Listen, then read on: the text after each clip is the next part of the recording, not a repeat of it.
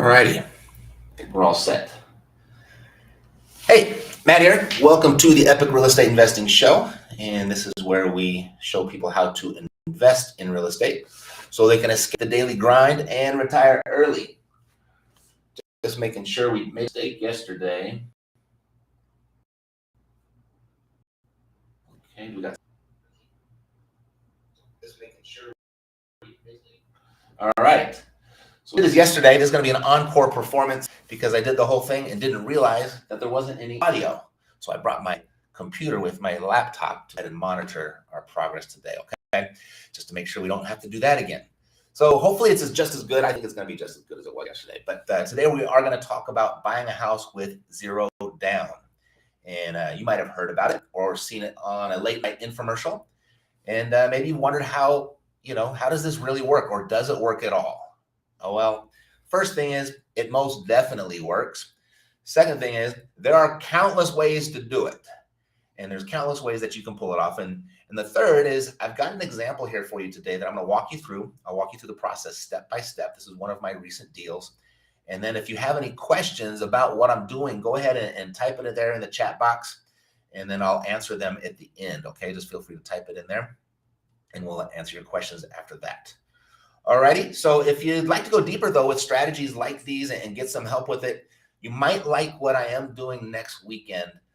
Getting together live via Zoom with a small group of investors for a creative financing masterclass. And if you'd like to join us, you can get all of the details at creativefinancingmasterclass.com. All right, so let's see if we can get this thing fired up so we don't make that same mistake as we made yesterday. Let me share my screen there. There's that. And there is that. Okay. Just let my laptop catch up. Make sure we're good to go.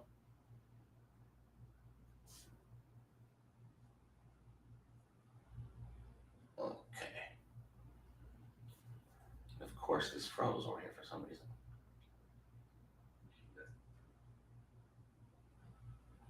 All right.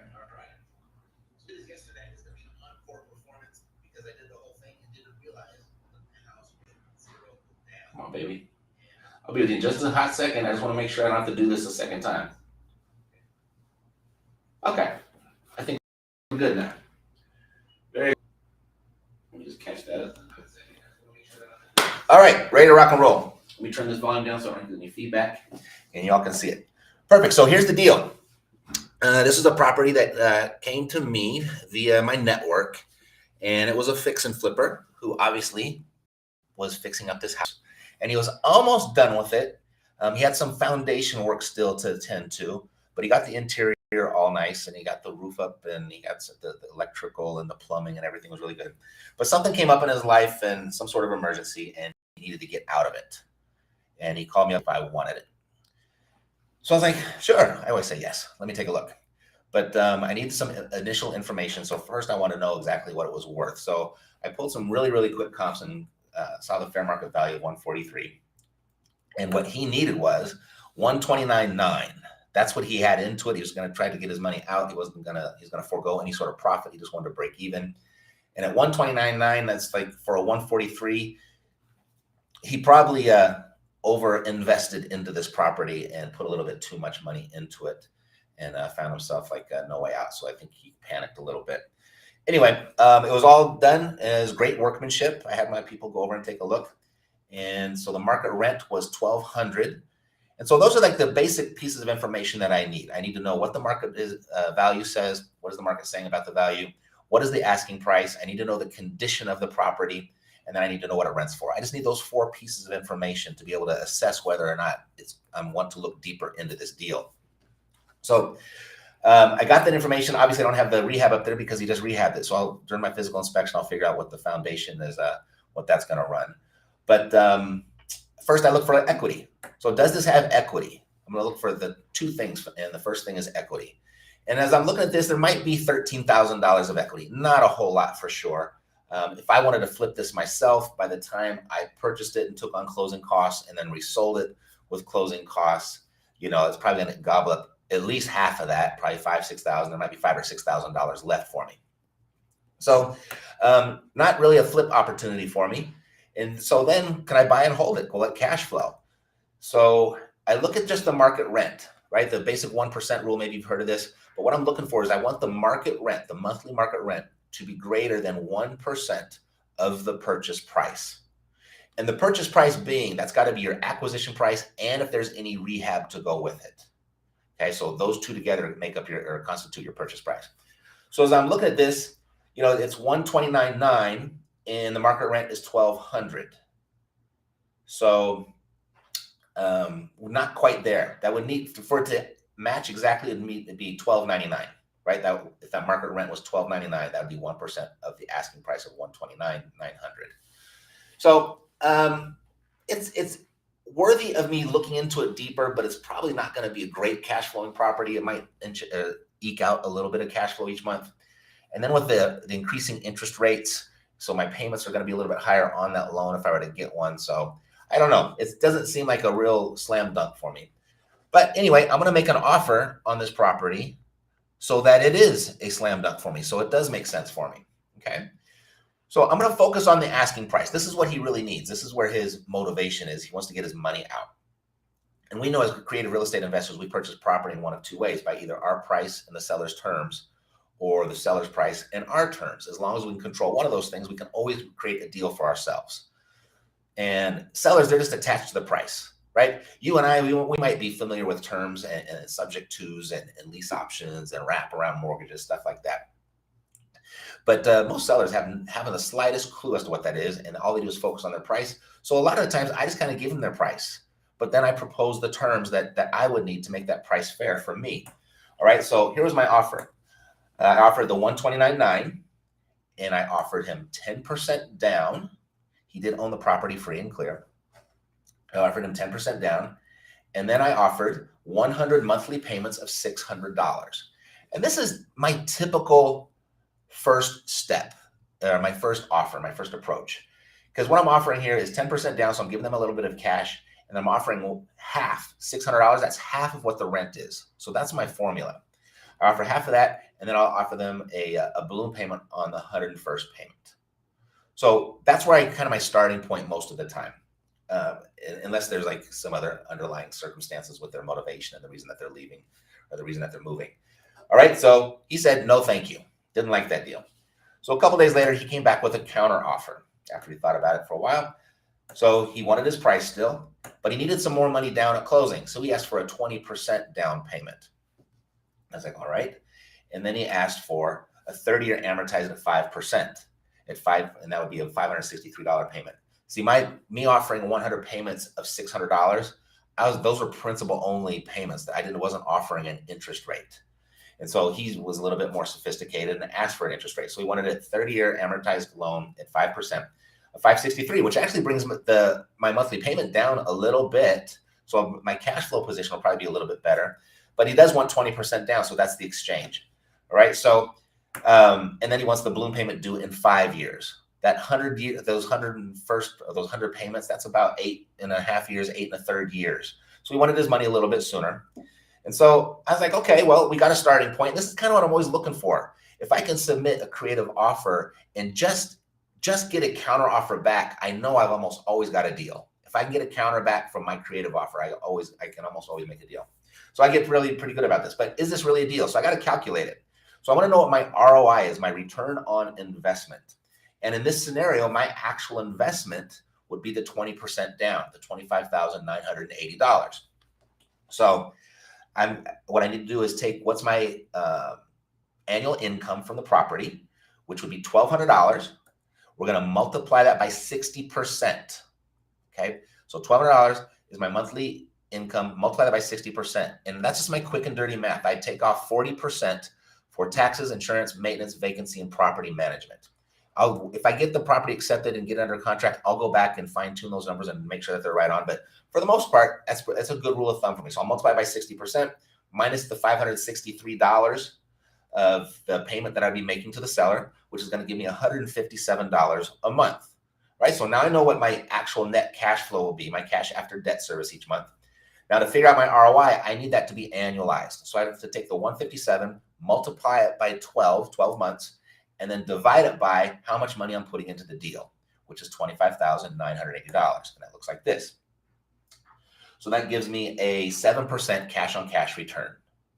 Now, not a bad deal, right? I would be in the positive. I would own a piece of income producing real estate, and I'd get all the benefits of ownership. But in today's market, if you can find that on the multiple listing service, that's probably a pretty good deal. But if I'm going to take $25,000, $26,000 and put it towards a deal, I can probably do a little bit better than that because I know how to find the deals off market. And so I'm not too excited about it. So for me, it was a big no thank you. Now, there's an ideology or a philosophy that I operate from, and that's to never let the ball bounce twice in my court. So anytime you get an offer, always counter offer. Even if the original offer was terrible, even if it was, way out of the ballpark, wasn't even close, even if you're offended by their offer, always submit a counter offer. The name of the game in real estate investing is offers, offers, offers. And if you're not submitting offers and not giving the other party the opportunity to actually sign a piece of paper, you're never going to do deals. So you always got to counter. All right. So never let the ball bounce twice in your court. So I'm going to counter him back. And so this is what I came with. Left the price alone. And so I said, let's meet in the middle. I'll give you 15% down. So it's $19,485. Now with the payments, I really wanted those principal only payments, right? I really wanted those because I want to buy down the equity. Because if I'm going to have that balloon payment, I want to try to create a nice little equity position for myself. The appreciation alone will probably do it enough. But if I can create that equity position a little bit more by buying down the debt, that's why I want those principal only payments. So what I proposed is a 30-year amortization, but years 1 through 2 at 3.5%. Okay, so he wanted 5. So I'm going to say for years 1 and 2, I want a little bit lower, 3.5%. I'll give you $495 a month. That's going to allow me to apply a little bit more of the rent towards the loan pay down to create that equity position. And then years 3 through 5, I'll actually give you more than what you asked for, 5.5%. So that's the compromise. So it'll take my payment up to $626. And then we'll go ahead and I'll grant him the balloon payment due in 5 years. Now, he had mentioned that there was some issues with the foundation that still needed to be worked on. So I asked for a 6-month moratorium to actually be able to get that work done. I know right now the contractor situation might be difficult for me to get a specialist out there to be able to do that type of work. Plus the house is vacant and I wanted some time to find a tenant as well. So I asked for a 6-month moratorium on the first. And what that actually calculates to is a potential 29% cash on cash return versus the 7% return previously. So by leaving the price alone and just tweaking the terms, and we didn't tweak them that much, right? We took a little bit less money down, or we're offering a little bit less money down, and then we just did this escalating interest rates, and then we're asking for this 6-month moratorium on the first payment. So there's not going to be any payments for the 6 months. So that calculates to a potential 29% cash on cash return. So I was like, okay, if he takes this, I'm down. And he did. So we had a deal. So I began my due diligence and ordered the physical inspection. I wanted to see how much that foundation work was going to be. And it wasn't as bad as I thought. It was only $3,500. And so it was good that I had made an allowance for it. And then we went ahead and I just ran the detailed market analysis. And it turned out that the house was very close to $143,000. So conducted my due diligence. Everything was up and up. He did great work inside of the property. There wasn't any request for repairs or anything like that. But I did have this $3,500 foundation work that needed to be done. That wasn't really, I didn't calculate that because I knew I was going to ask for later. And I told him, hey, I'll have a look at the foundation. We might have to have a talk about this later. He says, okay, no problem. So we got it done. And so what I asked him for was a maintenance credit of $3,500. In fact, I think in this deal, I actually wrote it in as a foundation credit. And that's a key thing to ask for. Rather than asking for a $3,500 reduction in the price, because the sellers, they're in love with their price. You got to leave the price with them. You got to let them keep their price. I just asked for a maintenance credit or a foundation credit of $3,500. And if you can, when you ask for a credit, and if you ask for a price reduction or a credit to your bottom line, it's the same thing. Just psychologically is something there a little bit different for the seller. They tend to accept that a little bit easier. And then if you can put a label on that credit that justifies what it's for. So I call it a foundation credit. Typically, I'll just ask for a maintenance credit if there's a bunch of repairs. But this particular deal asks for a foundation credit. And what that does is it comes off of my actual down payment. So instead of coming in with $19,485, I only have to come in with $15,985. So I reduced quite a bit there what I have to come in with. So 16 grand is what I need. So I don't want to come in with the 16 grand either, though. So where am I going to find that? Well, I have a neighbor. His name's Peter. And I walked over to Peter's house and I said, hey, Peter, you know what? I've got an opportunity for you. How would you like to earn 6% on your money? And he said, that sounds great. It's in the CD right now. I'm not even getting 1%. Perfect. He said, and he asked me how much I need. And I said, I need $26,000. And that's typically what I will do when I'm going out and looking for private money, particularly these types of bridge loans like this, is because I want to put some cash in my pocket. Like, I'm going to own this house. It's going to cash flow. I'm going to have all the benefits of real estate ownership, but I want some cash too. I want some cash and some cash flow. So that right there, you know, there's like a $10,000 spread. Okay, so let's do a little analysis and see what we got. So our gross rent is $1,200. We're going to subtract insurance. Now, instead of doing that deducting the 40%, I did the actual numbers. So there's minus $68 for the insurance. Property management is $120. Property taxes, and then vacancy and maintenance about another $120. That's a little bit of an estimation, but that's where we ended up. So that gives us a net operating cost of $778. Now we have to subtract the first loan of $495 a month, and then subtract the second loan of $130 a month. And what that leaves me with, cash after debt service, is what, that $153 a month. I have a little thing in my monitor that's blocking that. I can't really see it, but it'll show up here on my monitor over here. Yeah, $153 a month. Okay. So I've got the cash flow of $153 a month. So what that does is, since I borrowed this money from Peter, I don't have any money in the deal. So if we go over to the lower right-hand corner where our potential 29% cash on cash return is, that actually turns that into an infinite return. And that's kind of my favorite types of deals. This is a zero down deal. I didn't put any money into this deal, right? So that gives me an infinite return. So what I have here is, I got about $10,000 of cash I get to put in my pocket, and I got $153 a month of cash flow. And then I've got this 6-month moratorium where I'm not having to make any payments for 6 months. So the cash flow is going to be a little bit higher. And this is a zero down deal. This is a typical deal that I'll do. And you just kind of, you know, we want to get in a place where you can engage the seller to get them to being open to creative financing, to be open to seller financing, whether it's subject to or a wrap or a lease option or anything like that. And as long as you get them open to the idea, then you got them. Now you can just go for the terms and you can negotiate back and forth until you both experience a win-win result. All right. So if you like this and you want to go deeper in this, I'm getting together. Oh, let me actually do this real quickly. I shared with you earlier that I'm getting back to the getting together next weekend for this creative financing masterclass. I'll tell you about that in a sec. But the second loan, over the 6 months, I was able to flip a couple properties and pay off Peter's loan. So there was that. And then here's the other great thing about these deals. Even though I paid full price, and a lot of people think, oh, I would never pay full price. And, you can't look at it that way. You got to look at the ROI and what it actually gives you. But here's something that I do with these types of deals is every 6 months, I set a little reminder on my calendar to actually call the seller. And the conversation sounds something like this. It's a little different each time. But Mr. Seller, I just called to say hello and thank you for selling the property for me. It's performing really well. You did a great job on the work over there. And I just want to make sure that you're getting your $495 a month. You're getting your payments every month. Great. Perfect. And the second reason I'm calling is I'm getting ready to buy another property. And on this property, I'm going to have to come in with about $80,000.